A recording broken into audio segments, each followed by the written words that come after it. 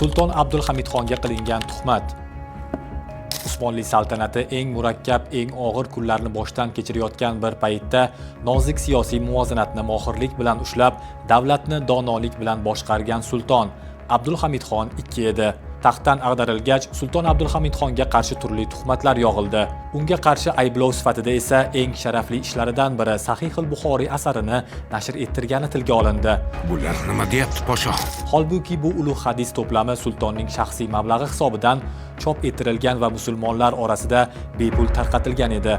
Abdulhamidxon shunchaki bir sulton emas, ilm-fan va kitobga chuqur mehr qo'ygan, ilmiy faoliyat bilan ham shug'ullangan bir davlat rahbari edi. U Yulduz saroyida zamon va talablarga javob beradigan boy va puxta jihozlangan kutubxona tashkil qilgan edi. Kitobsevar sulton Sahih al-Buxoriy nashrini faqat Alloh roziligi uchun vaqf qilib, uni muqovasiga quyidagicha yozdirgan edi. Bu asar sotilmaydi, sotib olinmaydi va garov evaziga berilmaydi. Sahih al-Buxoriyning ushbu nashri Abdulhamid II ning shaxsiy buyrug'i bilan Al-Azhar shayxi Hassun Navaviy boshchiligida 16 nafar yetuk olim tomonidan tahrir qilinib, nashrga tayyorlangan edi. Asar nechta nusxada bosilgani aniq emas, ammo manbalarda qayd etilishicha, sulton uchun maxsus 500 ta nusxa alohida ajratilgan. Buyuk sulton o'z hisobidan moliyalashtirgan bu bebaho asarning pul evaziga sotilishini qat'iyan man etgan edi. Hatto bu nashr Quddusdagi Masjidul Aqsoga ham yuborilib, butun musulmonlar foydalanishi uchun taqdim etilgan.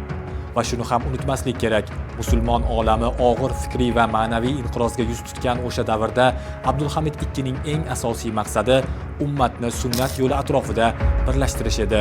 Quloq soling. Agar aldangan bo'lsangiz, hisobini berasiz.